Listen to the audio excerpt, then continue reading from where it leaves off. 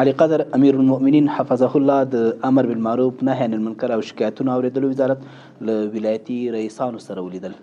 د اسلامي امارت زعیم علي قدر امیر المؤمنین شیخ الحدیث مولوی هبت الله اخندزاده حفظه الله د امر بالمعروف نهی عن المنکر او شکایتونو اوریدلو وزارت اړوند د 14 ولایتونو له ولایتي رئیسانو سره په ترتیب شوې ناسته کې ولیدل. په دغه ناسته کې چې د کورنۍ چارو وزارت سرپرست محترم خلیفه صاحب سراج الدین حقانی حفظه الله هم ګډون درلود. علي قدر امیر المؤمنین حفظه الله ولایتي رئیسانو ته د دندو د ترسره کولو اړوند د صبر او استقامت درلودلو سپارښتنه وکړه. علي قدر امیر المؤمنین ولایتي رئیسانو ته په خطاب کې وویل امر بالمعروف او نهی عن المنکر د اسلامي نظام له مهمو موخو او اهدافو څخه دی چې د نظام د استحکام او پایښت سبب کیږي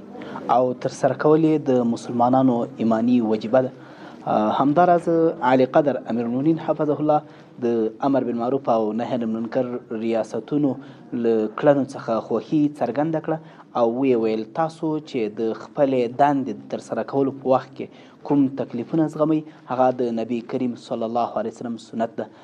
دغه راز د امیر المؤمنین حفظه الله په خپلو خبرو کې یو ځل بیا د امر بالمعروف ریاستونو اړوند محتسبینو له کړنو څخه مننه وکړه او هم یې هغوی ته په خپلو کارونو کې د لا بریا دعا وکړه.